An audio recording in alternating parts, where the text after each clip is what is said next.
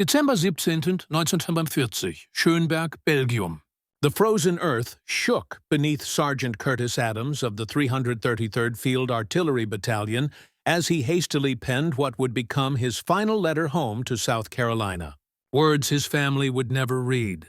They think we cannot fight. They believe their lies about inferior soldiers. Today, we'll show them what black artillerymen are capable of. Through the gray winter fog, Adams had just witnessed the opening bombardment of Germany's final desperate gamble in the Ardennes. Artillery shells howled overhead. German panzers rumbled through the snow-covered forests as the Wehrmacht launched its last offensive in the west. The 333rd, positioned near the German frontier, stood directly in the path of three entire German armies. Nazi ideology had convinced many officers that black troops were subhuman, lacking the discipline, bravery, and skill for real combat. Yet, in the crucible of the Battle of the Bulge, this segregated African-American artillery battalion would lose half its men, while delivering such devastating fire that even German commanders began to question everything they had been taught about race and military ability. The unit's story began on August 5, 1942, at Camp Gruber, Oklahoma. There, the 333rd Field Artillery Regiment was activated as a segregated colored unit under the official U.S. Army classification. It consisted of 540 enlisted men and 30 officers, armed with the M1 155mm howitzer, each gun weighing 12,000 pounds and capable of hurling a 95-pound shell more than 14,000 yards. The battalion was organized into 5 batteries: Able, Baker, Charlie, Service, and Headquarters. Every firing battery had 4 howitzers, each operated by an 11-man crew whose work demanded intelligence, mathematical precision, and flawless timing. Lieutenant Colonel Harmon Kelsey, a white regular Army officer, commanded the battalion. Like nearly all segregated units of World War II, white officers led black enlisted soldiers, a reflection of America's own racial contradictions, a nation battling fascism abroad while practicing segregation at home. Yet the men of the 333rd would prove, beyond question, that courage and skill were not limited by color. Training at Camp Gruber extended through 1942 and deep into 1943. Located 18 miles outside Muskogee and 60 miles southeast of Tulsa, the camp's setting was no coincidence. The Deep South ensured a familiar system of segregation, Jim Crow laws, racial barriers, and the daily indignities black soldiers knew too well. Most came from southern states, already hardened by discrimination. They were about to fight tyranny overseas while living under it at home. Their training was demanding, technical, and relentless. They mastered gunnery mathematics, calculating distances, elevations, powder charges, and wind corrections with the precision of scientists. Each fire mission required instant computation of factors like air pressure, humidity, temperature, and wind drift. A single-degree error could send a shell hundreds of yards off target. A miscalculated adjustment could endanger friendly troops. The equations were unforgiving, but they learned to solve them under immense time pressure. They memorized firing tables, practiced with slide rules, and could produce accurate firing data within seconds. Their performance shattered every racist myth about intelligence or ability. Many of these men had attended underfunded, segregated schools, yet they mastered physics and ballistics as well as any white artillery unit in the Army. They learned to load the massive 95-pound shells, high explosive, smoke, or white phosphorus, with precision. The powder charge had to be correct, the breech sealed perfectly, and the elevation set to the mill. A single error could mean instant death for the entire crew.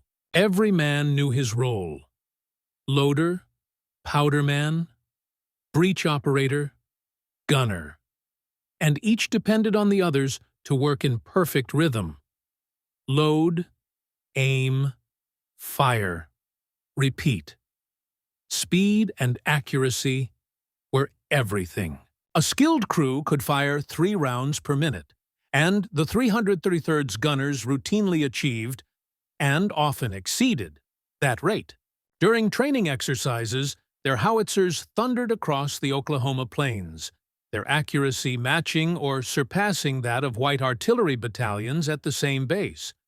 They also trained in rapid displacement. At 12,000 pounds, each howitzer had to be hitched to a truck, moved, and redeployed within minutes. In real combat, survival depended on it. German counter-battery fire could target a position within minutes of detecting muzzle flashes. The 333rd practiced until the process became instinctive.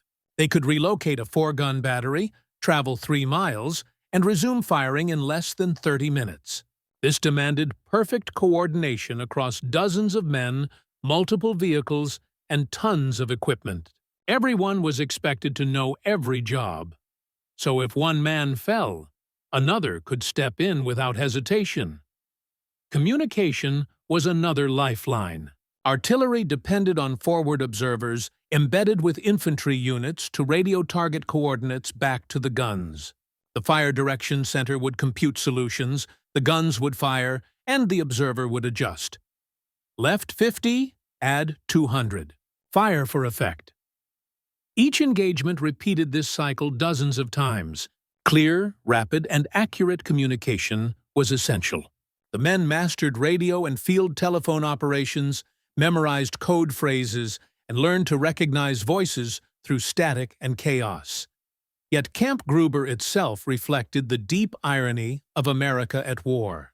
The Army demanded excellence from these men while denying them equality. Segregated barracks, separate mess halls, restricted facilities. Black soldiers could not eat, sleep, or relax beside their white counterparts. Even off base, Jim Crow laws dictated where they could sit, eat, or stay. They were training to defend freedom while being denied it. Still, the men of the 333rd accepted the hypocrisy because they understood the larger mission. This was their chance to prove their worth on the battlefield, to demonstrate that black soldiers could fight, lead, and excel. They worked harder, trained longer, and pushed themselves further because they knew that one failure would be used to justify prejudice. They had to succeed, not just for themselves, but for every black American who would follow. By early 1943, the Army reorganized its artillery forces. The 333rd Regiment split. The 1st Battalion became the 333rd Field Artillery Battalion.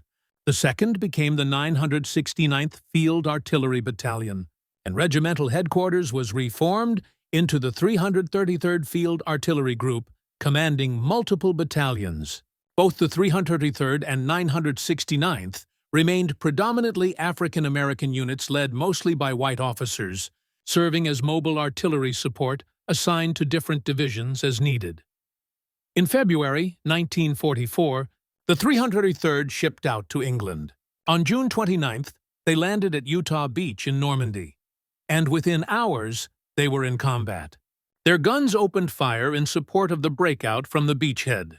Positioned among the hedgerows of Normandy's bocage country, dense, tangled terrain that turned every field into a deadly trap, they delivered devastatingly accurate fire to protect advancing infantry. Forward observers, moving with the assault troops, relayed coordinates of German positions. The 333rd's howitzers answered with precision and fury. High explosive shells crashed into German positions, destroying bunkers and scattering defenders. The infantry advanced behind the artillery barrage, taking objectives that would have cost hundreds of casualties without fire support. Through July and August, they battled across Brittany. The fighting was continuous and brutal. German forces cut off by the Allied breakout from Normandy fought desperately to hold the Brittany ports. Every town became a battlefield. Every bridge was defended. Every crossroads was contested.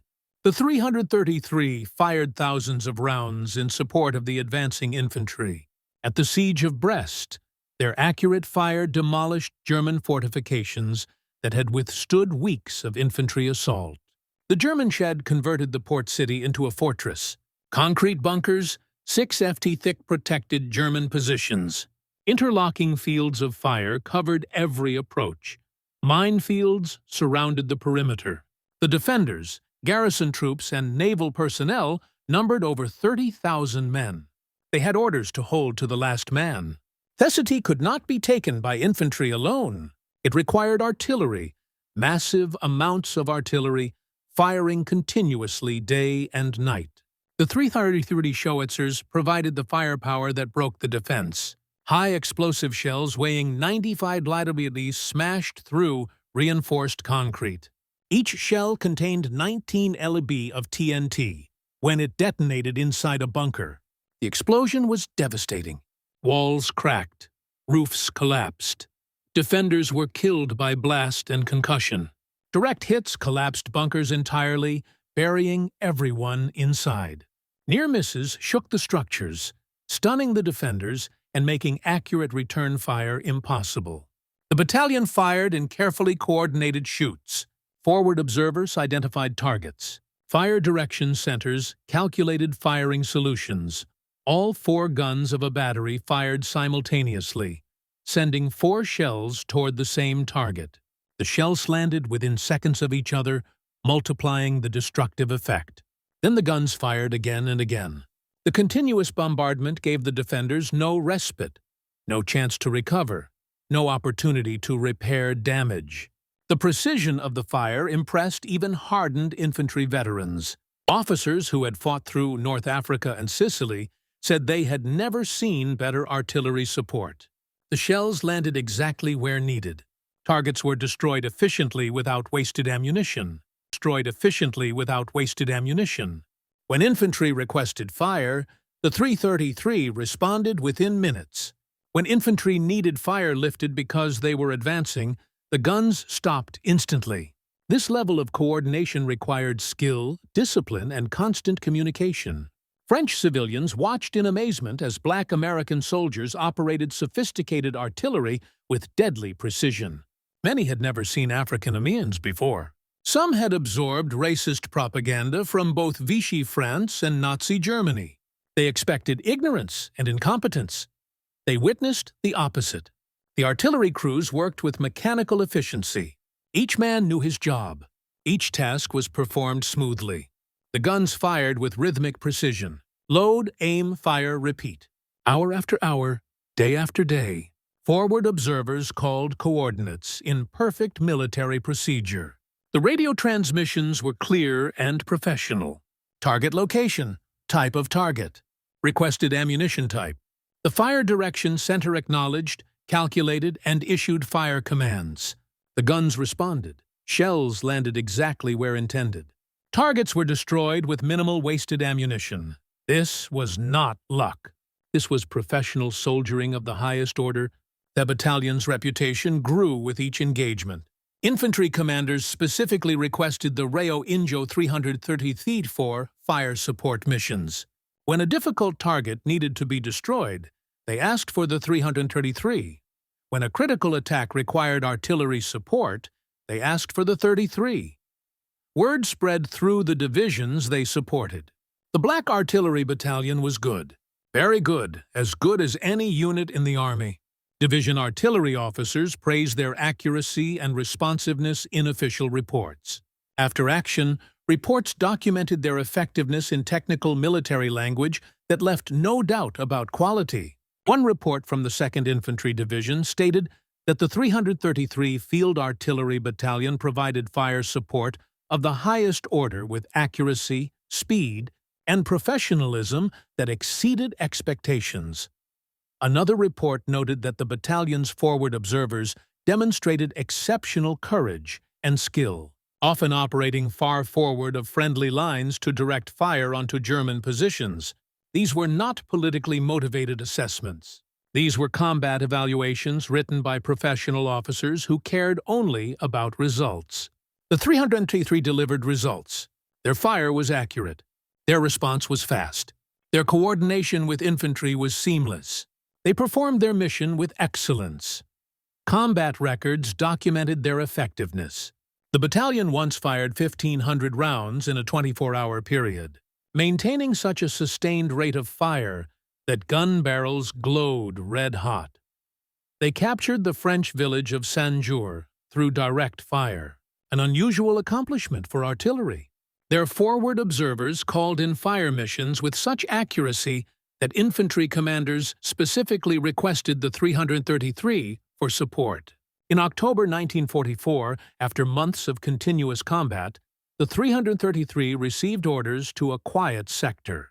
The Ardennes region along the Belgian-German border had seen minimal activity. The High Command considered it unsuitable for major offensive operations due to difficult terrain. The untested 106 Infantry Division would hold the line. The 333 Field Artillery Group, including the 333 and 969 battalions, would provide fire support. The battalion moved to positions around the small village of Schonberg near Saint-Vith, Belgium. Service battery positioned west of the A River. Batteries Ale, Baker, and Charlie deployed east of the river, 11 mi behind the front lines. The atmosphere was tranquil to a point almost approaching garrison conditions, as a later Army report would describe it. The men built comfortable positions. Log cabins and well-insulated tents replaced foxholes. A recreation center opened with a beer hall, bowling alley, and even a badminton court. The 383 prepared a musical theater performance for Christmas. Regular leave to Paris and Belgian cities became routine. After months of combat, the soldiers enjoyed relative peace. They did not know they stood at ground zero for Germany's last great offensive in the West. Master Sergeant Floyd Jones of the 333 remembered those final peaceful days in a post-war interview. "We had excellent morale. The men were rested, well-fed, properly equipped. Our guns were in perfect condition. We had ammunition stockpiled. Everything was ready. We just thought we would spend a quiet winter before the spring offensive." Then December 16th arrived and everything changed. 5:30 hours, December 16th, 1944. German artillery erupted across the entire Ardennes front. Shells screamed into American positions from hundreds of concealed guns. The bombardment lasted 90 minutes. Then came silence, more terrifying than the explosions. Through the winter fog emerged the shape of German armor, panzers and assault guns rolling forward in massive columns. 3 German armies, 28 divisions, 150,000 men launched Operation VA and Rhin. Adolf Hitler's desperate gamble to split the Allied armies, recapture Antwerp, and force a negotiated peace. The 106 Infantry Division, in position less than 2 weeks, found itself attacked by overwhelming force. 2 of its 3 regiments were quickly surrounded. The division held a front of 26 mi, when Army doctrine stated a single division could hold no more than 5 mm. The line shattered. German forces poured through gaps, racing west toward the road hub of Bastogne. The 333 Field Artillery Battalion received word of the breakthrough at 800 hours. Master Sergeant Jones recalled the moment. "We had just been sitting around awaiting orders when news came of the German breakthrough, so get ready for action." The peaceful sector had become the hinge of Germany's entire offensive. The battalion's forward observers in the village of Blauf began calling for fire support almost immediately. Battery Charlie, commanded by Captain William Mlaud, responded within minutes. The howitzers roared, sending 95-pound high-explosive shells arcing toward German positions. The fire was accurate and devastating. Germans who expected to take BLA by noon instead found themselves pinned down by precisely targeted artillery. Battery Charlie's guns fired continuously throughout the morning, helping to slow the German advance. But the situation deteriorated rapidly. The 106th Division's artillery commander, General McMahon, ordered the 33 and 969 battalions to begin withdrawing west. However, he desperately requested that several batteries remain in position to provide covering fire, assuring them the main lines would hold and they would be in no danger. He was catastrophically wrong. Batteries. Abel and Baker of the 333 received orders to displace west toward Bastogne. They began moving their howitzers, trucks, and equipment through snow-covered roads. Battery Charlie and Service Battery received different orders. Stay in position. Continue providing fire support. Cover the withdrawal of the 106th Division.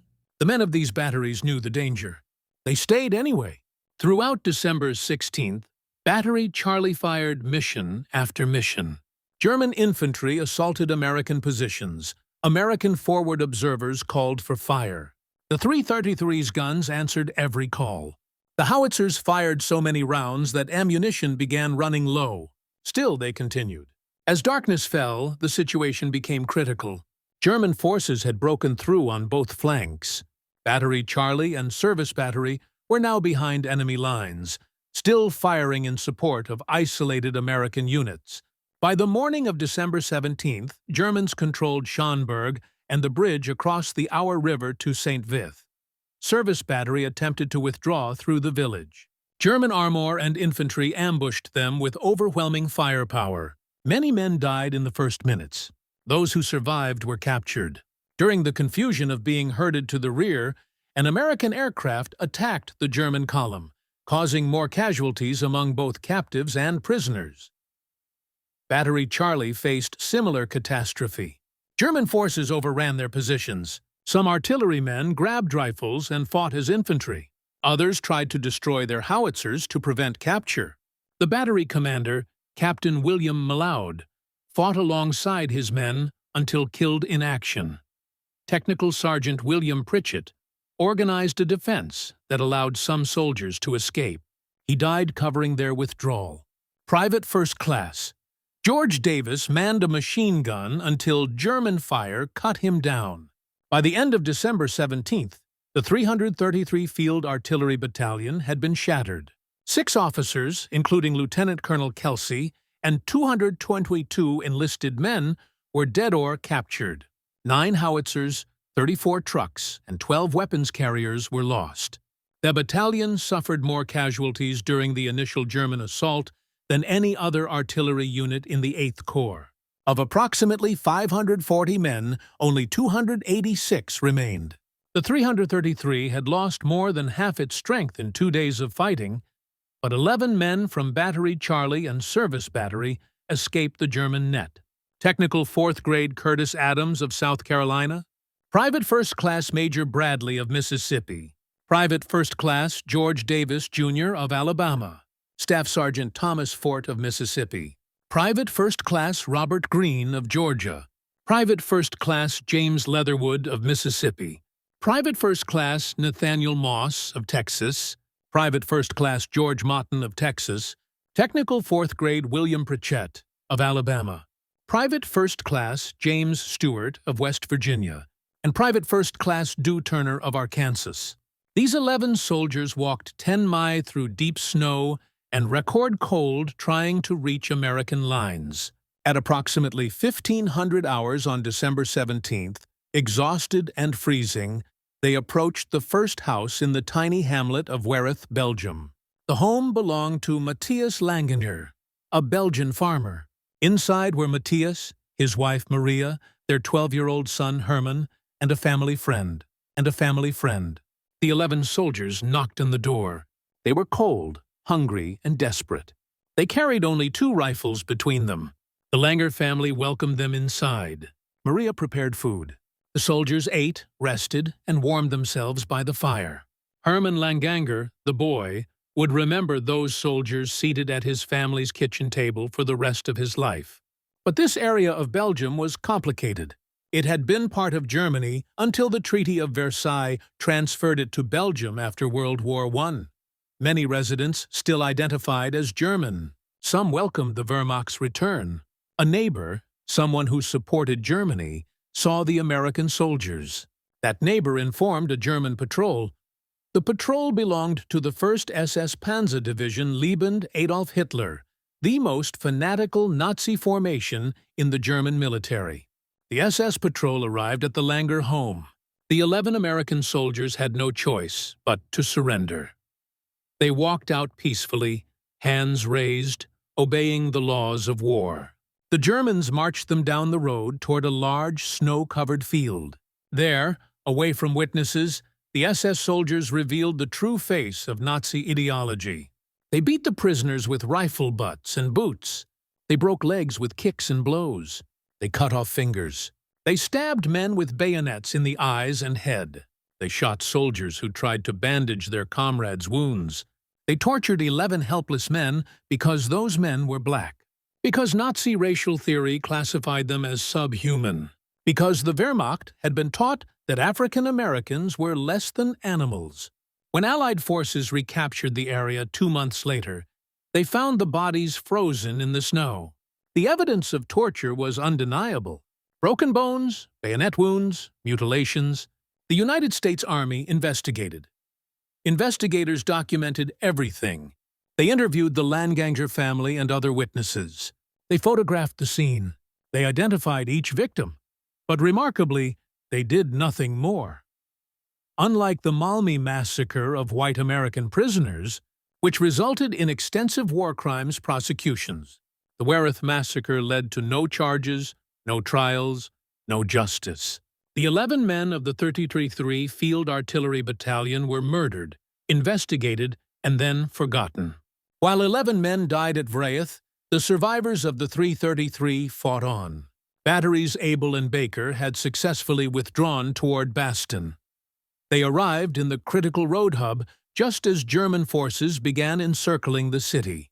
The remnants of the 333 joined with the 969 Field Artillery Battalion, their sister unit which had remained intact. Together, these African-American artillerymen would help write one of the most famous defensive stands in American military history. Bastogne sat at the junction of 7 major roads through the Ardennes Mountains. Whoever controlled Bastogne controlled movement through the region. German commanders needed the city desperately. American commanders understood they must hold it at all costs. Major General Troy Middleton, 8th Corps commander, ordered the 101 Airborne Division to Bastogne. The paratroopers arrived by truck on December 18th and 19. They had no artillery. They had minimal supplies. They needed fire support urgently. The 333 and 969 provided it. The remnants of the 333, now reduced to approximately 140 men and 5 howitzers, integrated into the 969's command structure. They positioned their guns in a defensive arc around Bastogne. Forward observers moved forward with the infantry. Communication lines were established. Ammunition was stockpiled. The exhausted survivors of the initial German assault prepared to fight again. This time, they would have company. The paratroopers of the 101 Tank Destroyer Battalions, engineer units, and a handful of tanks formed a composite defense force, but artillery would be the decisive weapon. On December 20th, German forces completed the encirclement of Bastogne. The garrison was surrounded, cut off from supply, and facing multiple German divisions. The defenders numbered approximately 18,000 men. The attackers numbered over 45,000. The Germans sent an ultimatum demanding surrender. Brigadier General Anthony McAuliffe, acting commander of the 101, sent back his famous one-word reply: "Nuts!" The battle for Bastogne had begun in earnest. The situation was desperate by any measure. Ammunition was rationed to 10 artillery rounds per gun per day. Medical supplies ran low. Food stocks diminished. The weather prevented air resupply. Fog and snow grounded Allied aircraft, giving the Germans freedom to attack without fear of airstrikes. The defenders were on their own. The men of the 333 and 969 understood their situation perfectly. They were black soldiers fighting for a nation that segregated them. They were facing Wehrmacht and SS formations indoctrinated with Nazi racial ideology that considered them subhuman. They knew that if they surrendered or were captured, they faced probable execution. December 21st, 23, German forces launched multiple assaults on Bastogne's perimeter. The attacks followed a pattern. German artillery would bombard American positions for 30 minutes to an hour. Then the bombardment would lift. Infantry and armor would attack, trying to break through while the defenders were still stunned from the shelling. The tactics were standard. Wehrmacht doctrine proven effective on battlefields from Poland to France to Russia. But Bastogne was different. The defenders had artillery. Good artillery, black artillery. Each attack began with artillery preparation, followed by infantry and armor attacks. The defenders called for counter-battery fire. The 333 and 969 responded instantly. Their forward observers, positioned in the frozen trenches with the paratroopers, watched the German preparations through field glasses. They identified assembly areas where German troops gathered before attacks. They spotted artillery positions that revealed themselves through muzzle flashes. They called back coordinates. The fire direction centers working in cellars and basements in Bastogne received the coordinates. Officers and sergeants hunched over maps and firing tables, calculating solutions by candlelight. The mathematics had to be perfect. Onirur could land shells on friendly positions. The calculations took 2 to 3 minutes. Then the firing commands went out to the gun positions. At the gun positions, crews waited in frozen pits. The temperature hovered around 0 degrees Fahrenheit. Snow covered everything. Thiemen wore every piece of clothing they owned. But still, the cold penetrated. Their hands were numb. Their feet ached, exhaustion dulled their movements. Yet when the fire command arrived, they moved with practiced precision. Their forward observers directed fire with deadly accuracy. High explosive shell store through German formations. The shells weighed 95 Vortiter and traveled at over 1,500 altitude. When they hit, the explosion was devastating. A direct hit on a truck vaporized the vehicle and everyone in it. A near miss flipped trucks over and shredded tires. A shell landing among infantry killed or wounded everyone within 30 yards. Time-delayed fuses allowed shells to penetrate buildings before exploding, clearing German positions. The fuse was set to delay detonation for a fraction of a second after impact. The shell would crash through a wall or roof, penetrate into the building, then explode. The confined space magnified the blast. Walls blew out. Roofs collapsed. No one inside survived. This technique was particularly effective against German troops sheltering in stone buildings in the villages around Bastogne. White phosphorus rounds created smoke screens and ignited vehicles. White phosphorus burned at over 5,000 degrees dF. It could not be extinguished with water. It stuck to skin and burned through flesh to bone. German soldiers hit with white phosphorus often died in agony. Even hardened infantry feared white phosphorus more than high explosive. The psychological effect was enormous. German troops learned to scatter and run when white phosphorus shells landed. This disrupted attacks and broke unit cohesion. The African-American artillery crews worked with mechanical precision despite exhaustion, cold, and dwindling supplies. They had been fighting almost without rest since December 20th. Sleep came in brief intervals between fire missions. Food was cold rations eaten while manning the guns. There was never enough ammunition. The rationing meant every shell had to count. They could not afford to waste rounds on unconfirmed targets or speculative fire. The physical demands were extraordinary.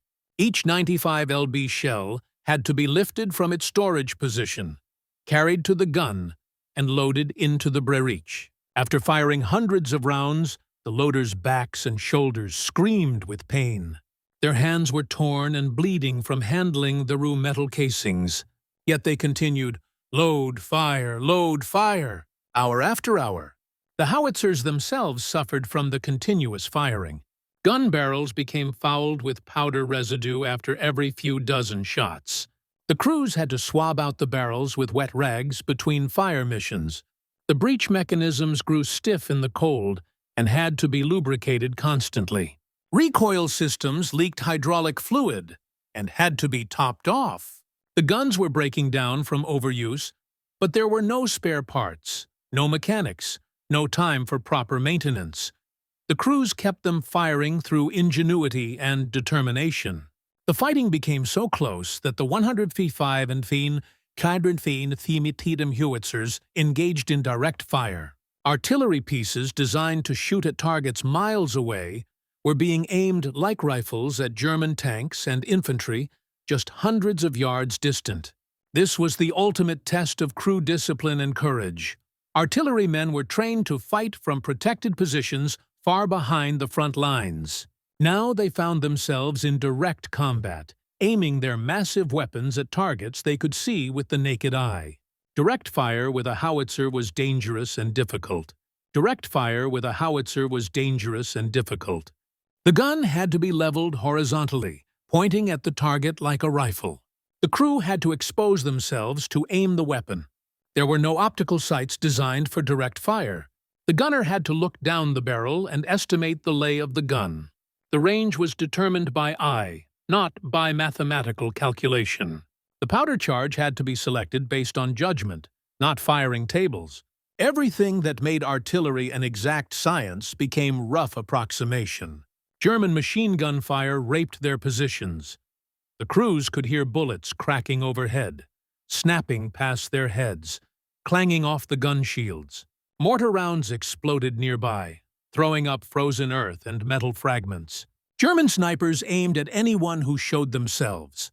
The crews had to work while under fire, moving quickly, staying low, praying they would not be hit. Still, the crews serviced their guns, loading, aiming, firing with steady hands and calm precision. When a German tank appeared through 100-wide away, the crew loaded high explosive with a super-quick fuse.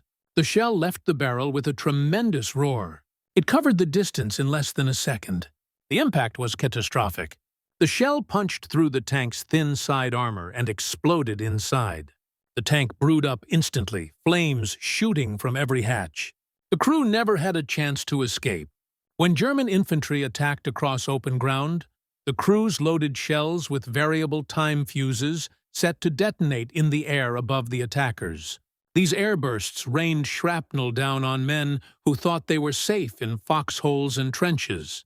The killing radius of an airburst was enormous, 50 yards or more. A single well-placed airburst could wipe out an entire platoon. The German attacks broke apart under this fire, survivors running back to their own lines. One gun crew found themselves facing German infantry at less than 100 yards. The loader grabbed a shell, rammed it home, and stepped aside. The gunner traversed the gun left, following the running Germans. The assistant gunner closed the breach. The gunnery yanked the lanyard. The howitzer fired. The shell covered the distance almost instantly. The explosion threw German bodies through the air like rag dolls. The crew loaded again, fired again, kept firing until no Germans remained standing. This direct fire combat exemplified the 333's experience throughout the siege. They were artillerymen forced to fight as frontline infantry while still performing their primary mission of providing fire support. The crews alternated between firing their howitzers and defending their positions with rifles and machine guns. When German infantry tried to overrun the gun positions, the artillerymen fought them off with small arms fire, then returned to their howitzers to resume firing support missions. The mental and physical demands were extraordinary. Calculate firing solutions under pressure. Service the guns despite exhaustion. Defend the positions against direct attack. Do all of this while cold, hungry, and low on ammunition. The temperature never rose above freezing. Frostbite claimed fingers and toes. Men urinated on their hands to warm them enough to work. They slept in shifts, 2 hours on, 2 hours off, never long enough to truly rest. They ate whatever food could be scred, often just crackers and cold beans. Coffee was made from melted snow and grounds that had already been used twice. The ammunition shortage became critical. Batteries were rationed to 10 rounds per gun per day. This meant each shot had to count. Forward observers became more selective, calling fire only on the most important targets. Battery commanders became more cautious, refusing to shoot at targets that could be engaged by infantry or tanks. Every shell was precious. Every shell was needed. They could not waste a single round. Yet, despite these impossible conditions, the crews never failed. They never broke. They maintained combat effectiveness under conditions that would have shattered lesser units. When infantry called for fire, the 333 and 969 answered. When tanks needed support, the artillery was there. When German attacks threatened to break through, artillery fire stopped them. The black artillerymen held their ground and did their job with a professionalism that earned respect from everyone who witnessed it. German after-action reports captured and translated after the war expressed shock at the quality of American artillery fire around Bastogne. These documents discovered in German military archives in the 1950s and 60s provided remarkable insight into Wehrmacht perceptions. The reports were written by professional officers trained in the Prussian military tradition. They were accustomed to precise observation and factual reporting. What they reported about American artillery contradicted everything Nazi ideology had taught them. One Wehrmacht regimental commander wrote in his diary discovered decades later in German archives, "The American artillery fire is devastating in its accuracy. Our attacks are broken up before they reach the main line. We cannot advance. We cannot identify the American batteries to suppress them. The fire is professional, disciplined, and unceasing. These cannot be the inferior Negro troops our propaganda described." This passage is remarkable for several reasons. First, it acknowledges American artillery superiority in unambiguous terms. Second, it explicitly mentions race, something rare in German military documents. Third, it directly contradicts Nazi propaganda.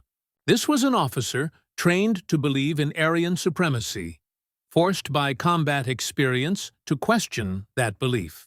The evidence of his own eyes and the casualties in his regiment made denial impossible. A divisional report from the 26th Volksgrenadier Division complained, "Artillery fire from the Bastogne perimeter is the heaviest and most accurate we have encountered. Our casualties from artillery exceed our casualties from all other causes combined. Every attack is met with immediate and precisely targeted fire. The American artillery is of the highest quality." This report is significant because it quantifies the impact. Artillery casualties exceeded all other causes combined. This meant more men were killed by artillery than by rifles, machine guns, mortars, and tanks together. The report also notes that the fire was immediate and precisely targeted. This indicated good forward observers, efficient fire direction centers, and skilled gun crews. The final sentence is unqualified praise. The American artillery is of the highest quality. No caveats, no excuses, just acknowledgement of superior performance. Another German report from a battalion commander in the 26th Volksgrenadier Division stated, "We attempted to attack at dawn. American artillery fire fell on our assembly area before we could advance. The fire was concentrated and accurate. We suffered 30% casualties before the attack began. The attack was cancelled. Our men are demoralized by the constant artillery fire. They say the Americans can see everything and hit anything." This report reveals the psychological impact of effective artillery. German soldiers became demoralized. They felt exposed and vulnerable. They believed the Americans could see everything and hit anything. This was not true, but it felt true to men enduring continuous bombardment. The fear of artillery became paralyzing. Men hesitated to move. They stayed in cover. They became reluctant to attack. This fear was more damaging than the physical casualties. Wehrmacht officers raised on Nazi ideology that taught black soldiers were subhuman and incapable of military excellence found their theories destroyed by reality. The 333 and 969 were not inferior. They were among the best artillery units on the battlefield. Their fire broke German attacks. Their accuracy destroyed German equipment. Their discipline never wavered even under the most desperate circumstances. The transformation of German perceptions was forced, not voluntary. These officers did not change their beliefs because they wanted to. They changed because reality gave them no choice. When propaganda meets truth in combat, propaganda loses. When racial theories encounter competent soldiers of the supposedly inferior race, the theories collapse. Some German officers never admitted this publicly. They maintained their racist beliefs despite the evidence. But others acknowledged the truth in private writings discovered after the war. They recognized that they had been taught lies. They understood that race had nothing to do with military competence. Combat forced this recognition. Men who could deliver accurate artillery fire under impossible conditions were not inferior by any rational standard.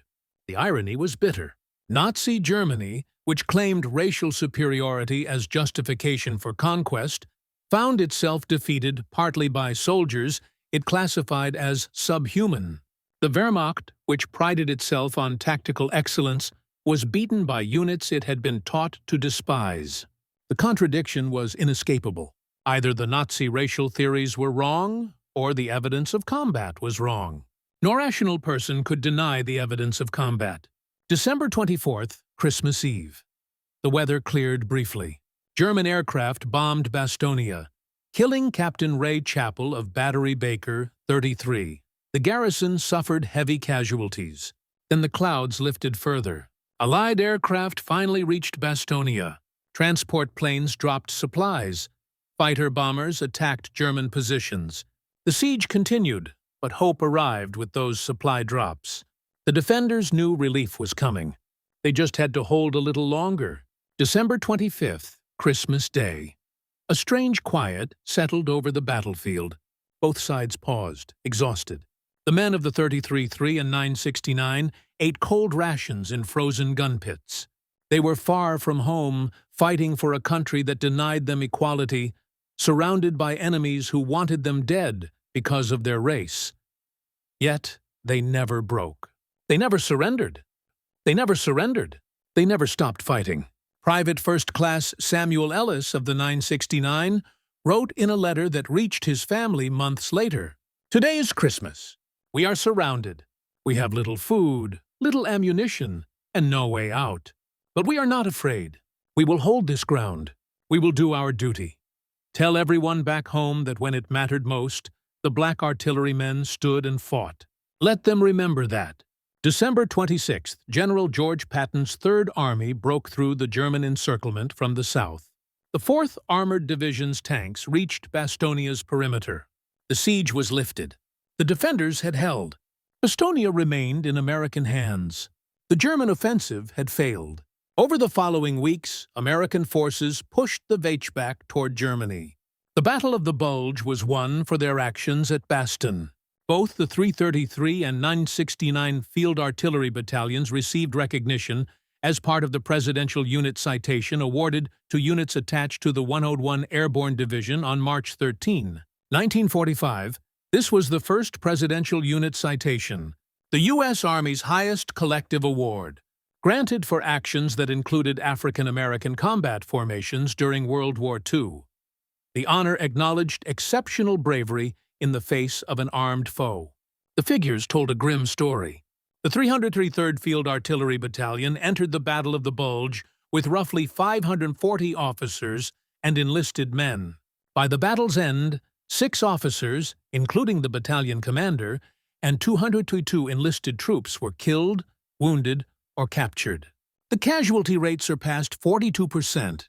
The unit endured more losses than any other artillery formation in the 8th Corps.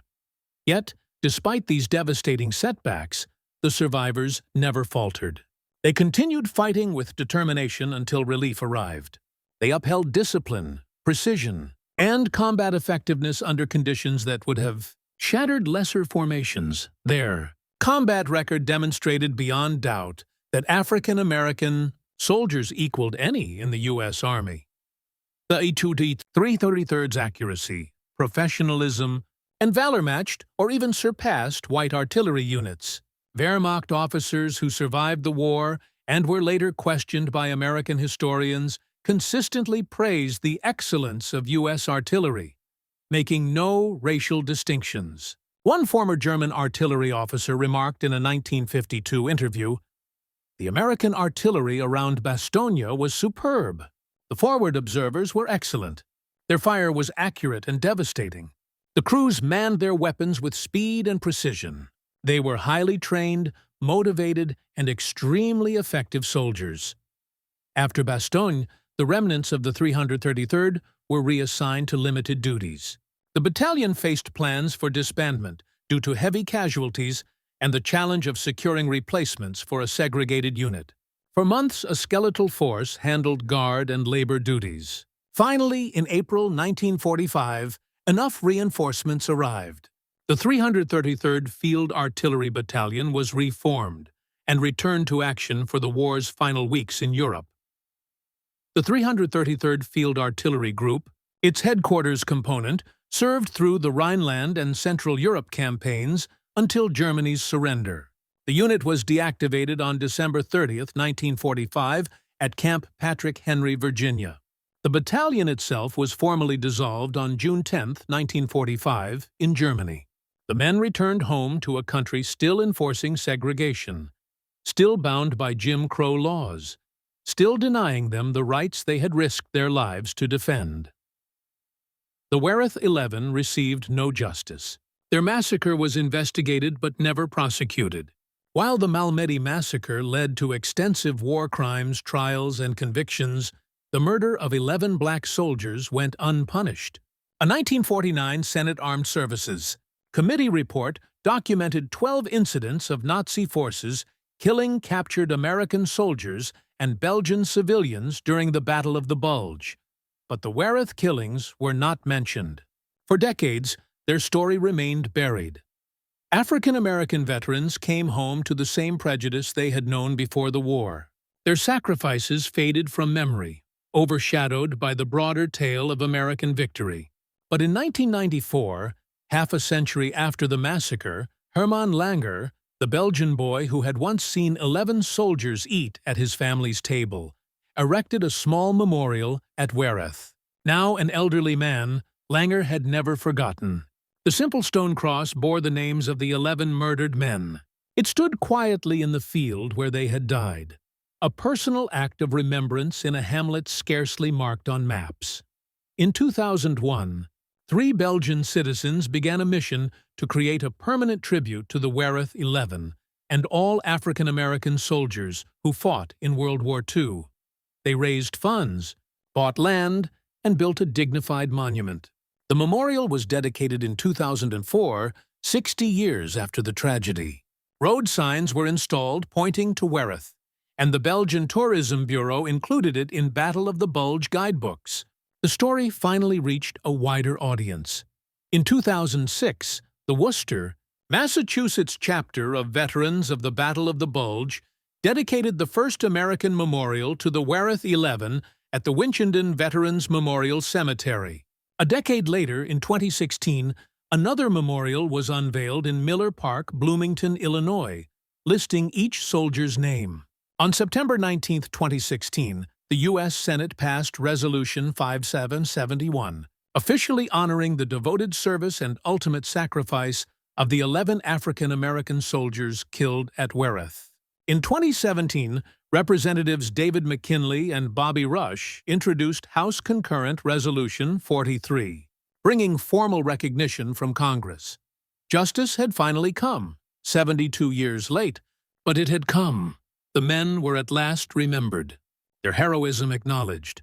The lineage of the 333rd Field Artillery Battalion endured after the war. On November 27, 1946, it was reconstituted in the organized reserve as the 446th Field Artillery Battalion and activated on February 15, 1947, in Birmingham, Alabama. On July 1, 1959, the 333rd Field Artillery Group was revived as the 333rd Artillery Regiment, with the 446th and 969th Battalions under its command. On September 1, 1971, it was redesignated the 333rd Field Artillery Regiment. Elements of the 333rd later served in Operation Desert Storm in 1991. The regiment's coat of arms honors its World War II legacy.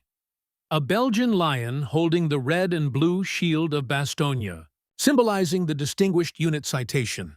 The white border represents the city's encirclement and the snow of the Ardennes. A swordbreaker, an ancient weapon with jagged teeth that trapped an enemy blade, symbolizes the destruction of enemy power.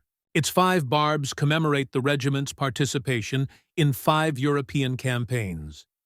The lessons learned at such terrible cost ultimately transformed the U.S. military. On July 26, 1948, President Harry Truman signed Executive Order 9981, desegregating the armed forces. It declared equality of treatment and opportunity for all service members regardless of race, color, religion, or national origin. The process took time, but the change was irreversible. The 333rd and other African American combat units had proved that segregation was not only immoral, but militarily irrational. Master Sergeant Floyd Jones, interviewed in 1983, spoke for many veterans. "We knew we were fighting two wars, the one against the Germans and the one against racism at home. We won the first in 1945. The second took longer, but we won that too. We proved that black soldiers were the equals of any in the world. Nobody could deny that after Bastogne. We held our ground. We fought when everyone doubted us. We proved ourselves when it mattered most." In 2020, even amid the pandemic, the U.S. Embassy in Belgium continued to hold ceremonies at the WWII Memorial. Despite restrictions, diplomats and local leaders gathered each December to honor the 11 fallen men. Remembrance had become part of the enduring friendship between America and Belgium. Today, the WWII Memorial still stands in that quiet Belgian field where 11 men were executed because Nazi ideology saw them as less than human. Visitors from around the world come to pay tribute. Their names are carved in stone: Curtis Adams, Major Bradley, George Davis Jr., Thomas Fort, Robert Greene, James Leatherwood, Nathaniel Moss, George Motten, William Pritchett, James Stewart, and Dew Turner. 11 men who sought refuge and found death instead. The 333rd Field Artillery Battalion entered the Battle of the Bulge on December 16, 1944, near Schoenberg, Belgium. Within 48 hours, the unit had lost half its strength. 11 men were massacred at WWII. 6 officers and 222 enlisted men became casualties or captives.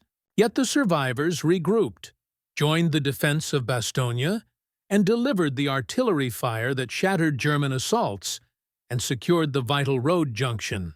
They fought with such skill and valor that they earned the Presidential Unit Citation. They proved, beyond all doubt, that African American soldiers were the equals of any in the world. Their story was forgotten for decades. Justice came late, but it came. The WWII 11 were honored. The 333rd's record was remembered. Today, historians, museums, and memorials preserve their legacy. The story of the 333rd Field Artillery Battalion is one of courage tested under unimaginable pressure and found unbreakable. It is the story of men who served a country that denied them equality, yet served with distinction and pride. And it is a story that must never be forgotten. For these men earned nothing less through their valor at Bastogne and their sacrifice at WWII.